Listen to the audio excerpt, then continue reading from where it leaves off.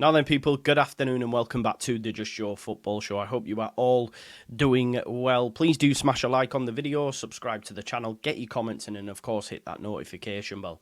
It's all just a little bit quiet, isn't it? As Bjork would say, shh, shh. It's almost too quiet. It's almost like Leeds are happy and content with what they've got right now.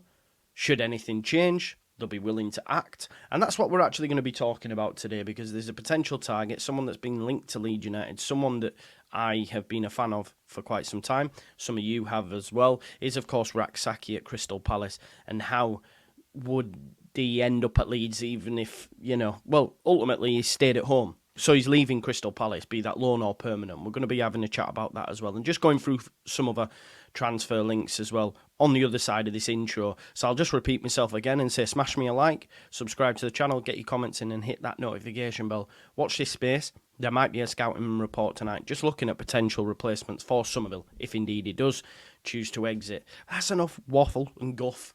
I'll see you on the other side of this boss intro.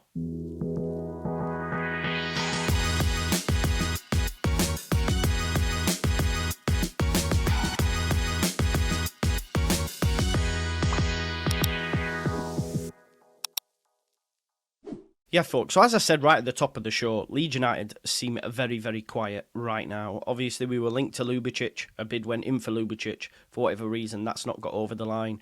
Maybe they want a little bit too much. Maybe he's content to stay. Maybe they're going to offer him more money, Cologne. I just don't know. Look, we know Leeds United move in silence. The only time we're going to hear about a prospective deal is if it's released from the other side. So if that other club also operates like Leeds United, like Bournemouth and Joe Rothwell, there might already be a player there, we just don't know yet. But obviously we play Valencia on Saturday. It's highly likely that's going to be the 11 that we see the week after against Portsmouth.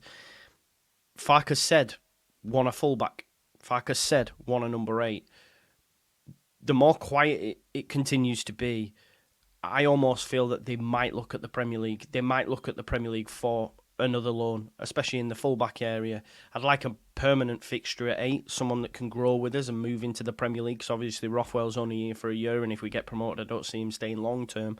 So I would like a permanent, but I also understand if there's no one out there that's financially viable, then of course you can look at loans in the Premier League. I mean, I know people won't want to do business with this football club, but my God, Chelsea have about 100 players at this point, so there must be some players there we can take. You've got Liverpool, you've got even Spurs, who we've got a good relationship with now, so we'll have to watch this space. But what I do want to talk about some relevant Leeds United news right now, and we know that Leeds United have been strongly linked with a move for Crystal Palace winger Jesson Rak-Sakyi.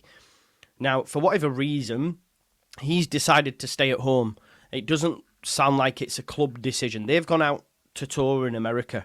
Multiple clubs are chasing him. Us, Southampton, who are a Premier League club, but it sounds like Chiefs at Selhurst Park are saying, listen, we don't want to do deals with a Premier League club, a club that we potentially could be competing with. We've been there before ourselves with Ben White and Brighton. Do you remember, you are our direct rival. We're not going to improve you. And it almost feels like that could be the case with Crystal Palace. However, they are open to a loan now. What I find quite interesting is that he apparently has snubbed the pre-season tour. They've gone out to the US and Rak-Sakyi said no. And Alan Nixon is saying that the Eagles, Crystal Palace, are actually surprised by his decision. Why has he done this? Well, he's chose to stay at home amid interest. Now, maybe he's trying to force through a move to Southampton in the Premier League because they're going to give him game time. The thing is with Leeds United, as it currently stands, we cannot give him game time.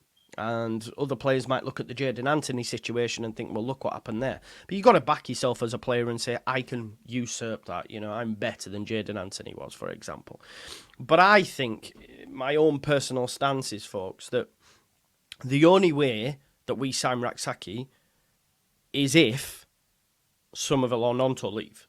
That's the only way. And as it stands at this moment, neither look to be exiting. I think Gnonto's more likely to stay of the two, just because he seems really happy. I'm not saying Summerville isn't, but he's everywhere. Like we're seeing loads of propaganda with Mateo Joseph, and I love it, right? Gnonto's on everything. Now, maybe that's just his character, and he still might be engineering for a move, but it doesn't look that way to me. On the face of it, it doesn't look like that. And it doesn't look like Summerville's doing that. Let me just say that categorically. I'm not saying Summerville's trying to push for a move. But the reason I'm more akin to Summerville leaving is just because of how good he is and how good his season was, and someone will take a punt on him if they pay for him, right? Which we believed it's around about 40 million. Like, West Ham have been priced out of it, for God's sake. This is a Premier League club getting priced out of a deal for a Championship player.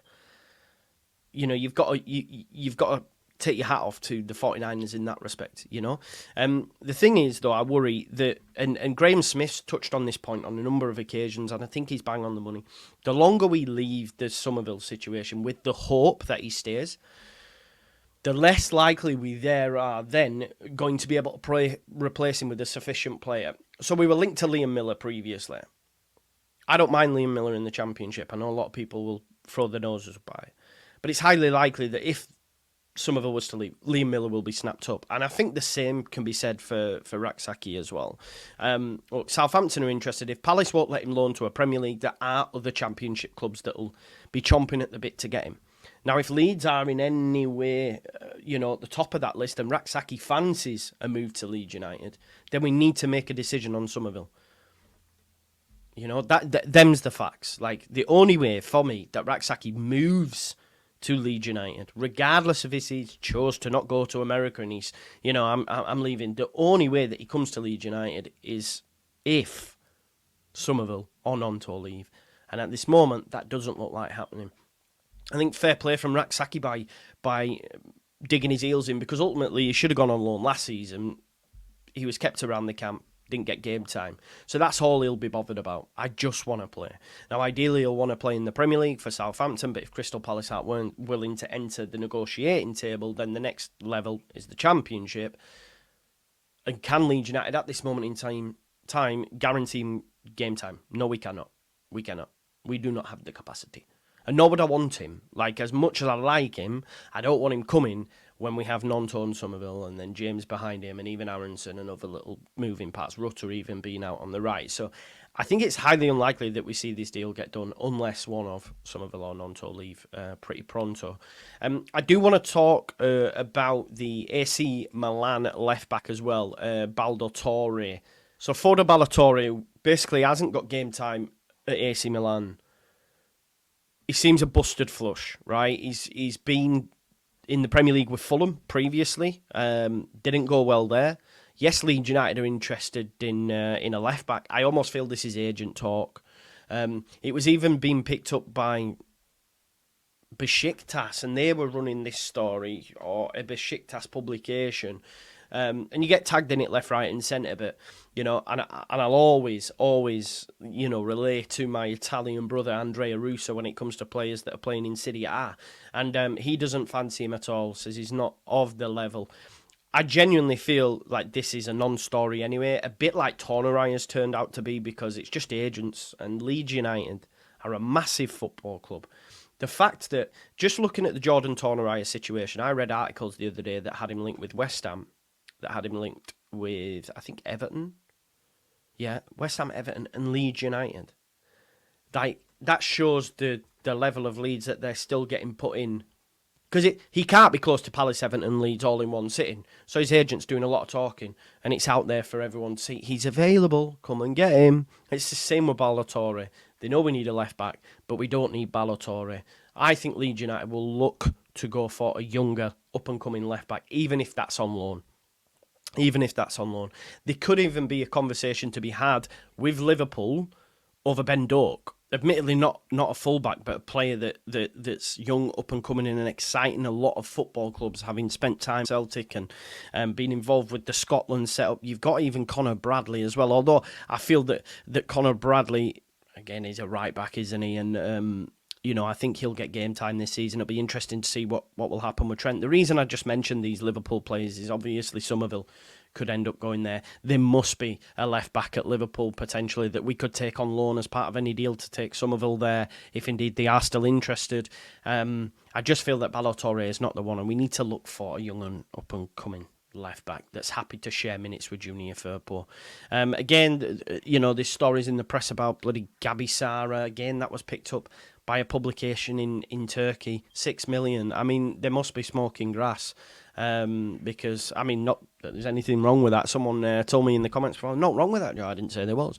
And then we've also been linked to Brahim Diarra, who was previously at Huddersfield, been linked to Leicester and Burnley. But again, that's just Carlton Palmer talking on that. Big up Carlton Palmer, by the way. But, again, a lot of agents, a lot of clubs will know Leeds United will be in for a winger if Summerville and Nonto leave. So here's our player, much like the left-back situation. Isn't it interesting that the players that we're getting linked with are of that ilk, so, and they're all free and available and quite rubbish.